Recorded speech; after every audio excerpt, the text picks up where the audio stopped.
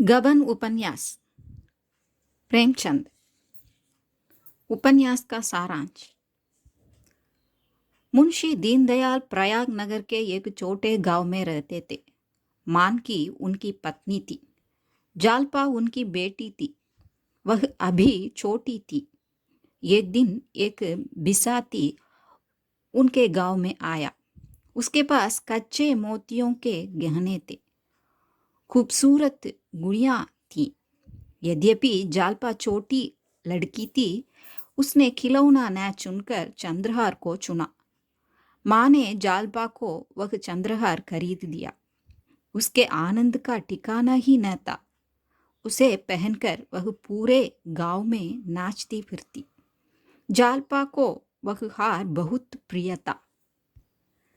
दीनदयाल जब भी प्रयाग जाते, जालपा के लिए कोई आभूषण खरीद कर आते। वे खिलौने नहीं लाते थे। वे खूब जानते थे कि जालपा मात्र आभूषण को पसंद करती है। एक दिन दीनदयाल अपनी पत्नी मानकी के लिए सोने का चंद्रहार खरीद लाए। जालपा ने उस नए हार को देखा। अब उसे अपना हार अच्छा न लगा। वह बोली कि मुझे भी ऐसा हार चाहिए। तब माँ ने मुस्कुराते हुए कहा कि तुम्हारे ससुराल वाले तुम्हारे लिए हार लाएंगे। जालपा लज्जा के कारण वहां से भाग गई। जालपा के गांव में 3 लड़कियों का विवाह हो चुका था। किसी को भी ससुराल से हार नहीं मिला था।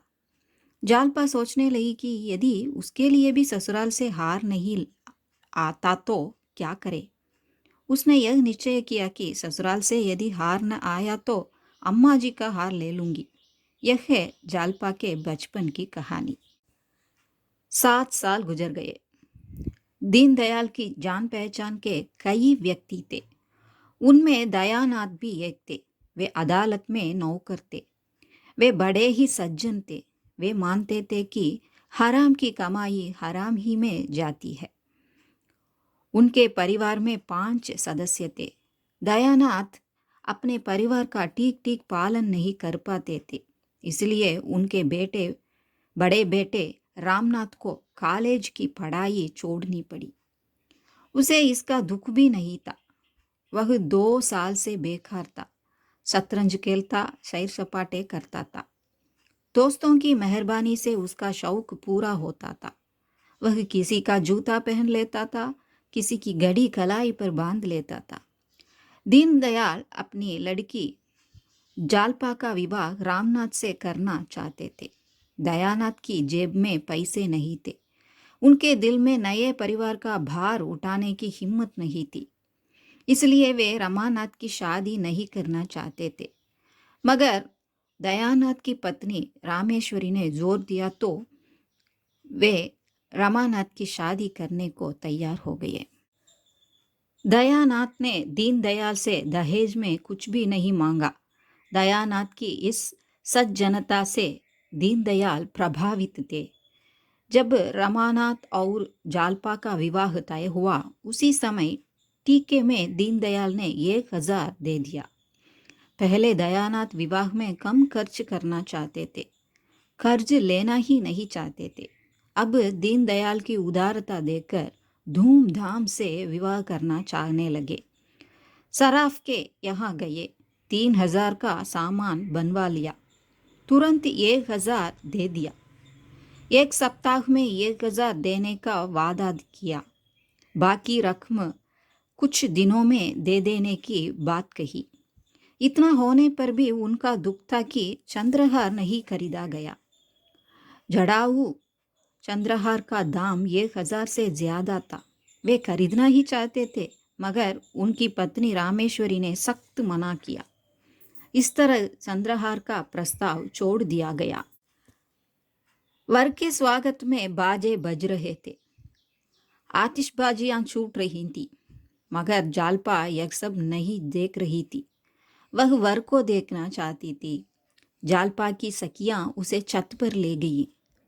बारात आई और जालपा ने रमानाथ को देखा।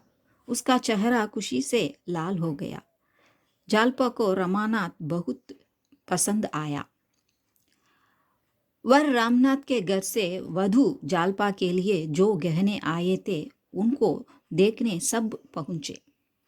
इस संदर्भ में वहां की औरतें हर चीज की प्रशंसा करने लगी। कंगन कंकण सुंदर था, जंजीर अच्छी थी, अंगूठी अनुपम थी और भी कई गहने चमक रहे थे, मगर चंद्रहार नहीं आया था। इससे मानकी दुखी हुई। जालपा उस भीड़ के पीछे खड़ी थी और सब बातें सुन रही थी। उसको गुस्सा आ गया। वह अपने कमरे में चली गई। वहां एक आले पर शिव की मूर्ति थी। जालपा ने गुस्से में उसे उठाकर पटका। वह चाहती थी कि सारे गहनों को भी उठाकर फेंक दे। इसी संदर्भ में उसकी सहेलियां कमरे में आई। लड़कियां बात करती रहीं। इतने में मानकी ने सबको खाने के लिए बुलाया। माँ के गले में चंद्रहार देकर जालपा जलने लगी। रमानाथ और जालपा का विवाह संपन्न हुआ। दयानाथ अब उदास थे। दीनदयाल ने खूब दिया, मगर दयानाथ ने सब कुछ नाच तमाशे में उड़ा दिया। वे अपनी भूल पर पछताने लगे। सराफ को 7वें दिन रुपये देने का वादा किया था। दयानाथ अब सराफ से 6 महीने का समय मांगने लगे। वह नहीं मानता था। इस पर दयानाथ ने तीसरे दिन बाकी रुपये के बदले चीजें लौटाने की बात कही। सराफ ने मान लिया। दयानाथ, रामेश्वरी और रमानाथ तीनों इस संबंध में आलोचना करने लगे। दयानाथ ने कहा कि जालपा से सच्ची बात कह दें कि हमने उधार में गहने लिए थे, अब उधार चुकाने के लिए पैसे नहीं हैं, गहने वापस करते हैं। रामेश्वरी बोली कि ऐसा हो नहीं सकता। रमानाथ जालपा से अपने परिवार को धनी परिवार कह चुका था, इसलिए वह भी दयानाथ की बात से सहमत नहीं हुआ। आखिर रमानाथ बोला कि आप कहें तो उठा लाऊंगा। यह सुनकर दयानाथ ने माथे पर हाथ रख लिया। वे बोले कि चुराने से मांग लेना अच्छा है। रमानाथ ने कहा कि मांगने से बदनामी होगी, चोरी हो जाने पर तो सब्र करना ही पड़ेगा। इस पर दयानाथ चुप हो गए। आधी रात थी। जालपा सो रही थी। पूरा शहर सो रहा था, मगर रमानाथ जगा हुआ था। वह अंदर के कमरे में गया। उसने अलमारी खोलकर गहनों की पेटी उठा ली। उसने कमरे से बाहर आकर पिता दयानाथ के हाथ में वह पेटी थमा दी।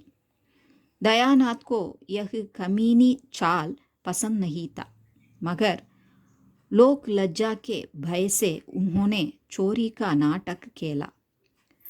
गहनों की पेटी की चोरी हो जाने से जालपा मूर्छित हो गई।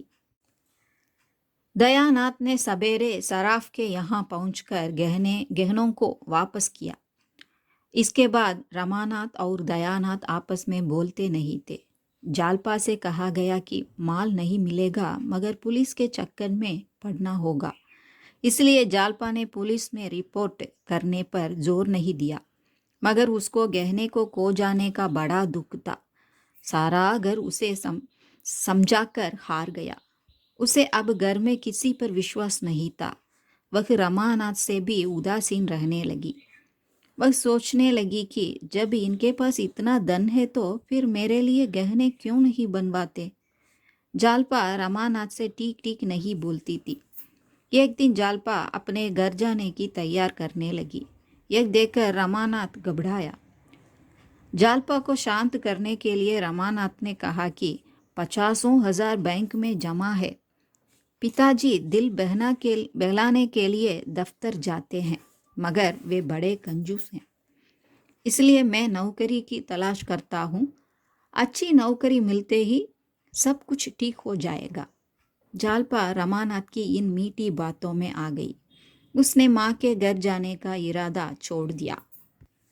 रमानाथ के परिचितों में एक रमेश बाबू म्युनिसिपल बोर्ड में हेड क्लर्क थे। उनकी उम्र 40 के ऊपर थी। वे रमानाथ से बड़ा स्नेह रखते थे। दोनों रात भर शतरंज खेलने के आदी थे। एक दिन रमानाथ ने उनसे नौकरी दिलाने की प्रार्थना की। इस पर रमेश बाबू उसको साथ लेकर दफ्तर गए। रमानाथ को नौकरी मिल गई। वेतन तो केवल 30 ही रुपए थे, पर रिश्वत मिलने की आशा थी।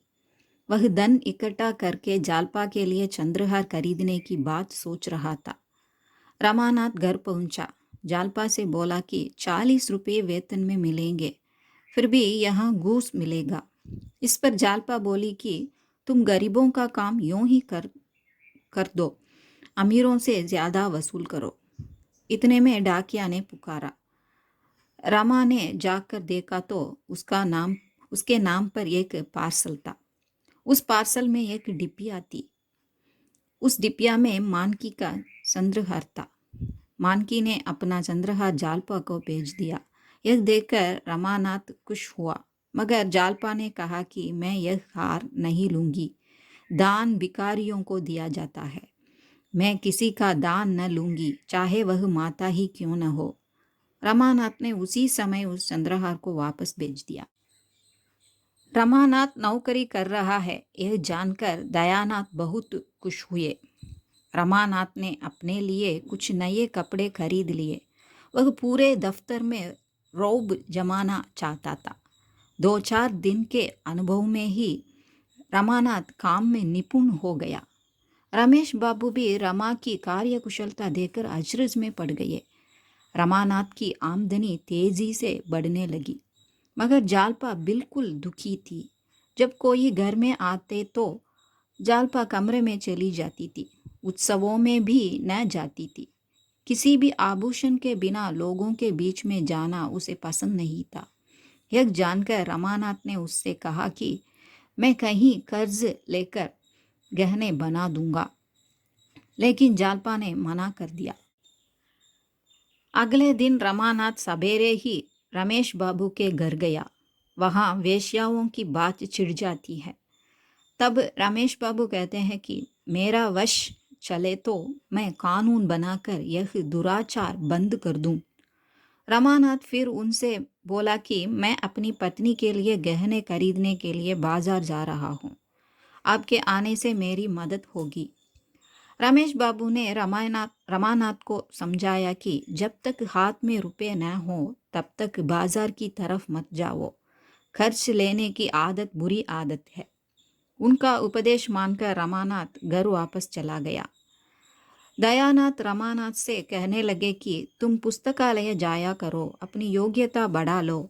मैंने सुना कि तुम रिश्वत लिया करते हो। यह बुरी आदत है, यह आदत छोड़ दो।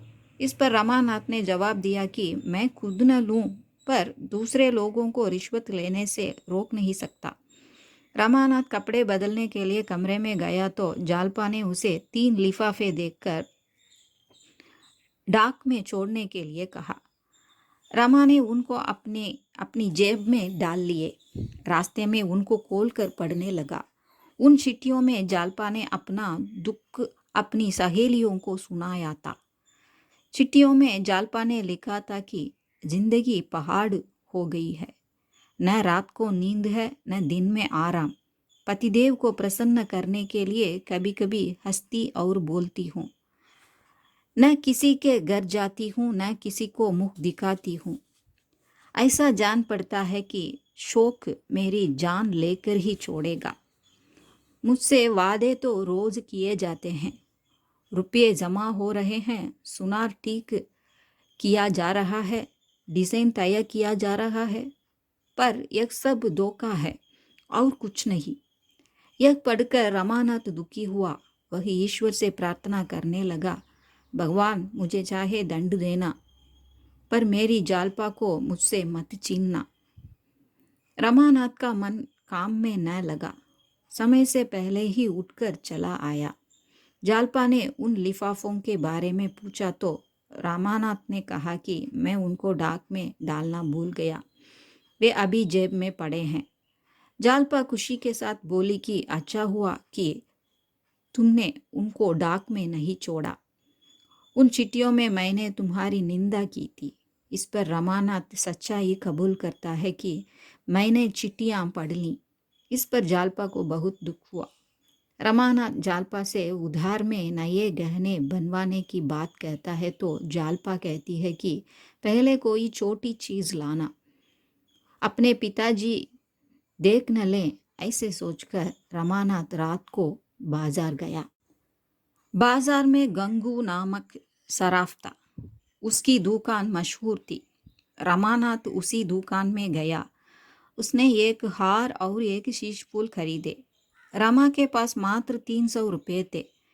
गहनों का दाम 600 रुपया था। गंगू बाकी पैसे बाद में लेने को सहमत हो गया। रमानाथ ने दोनों चीज़ें ले आकर जालपा को दे दी।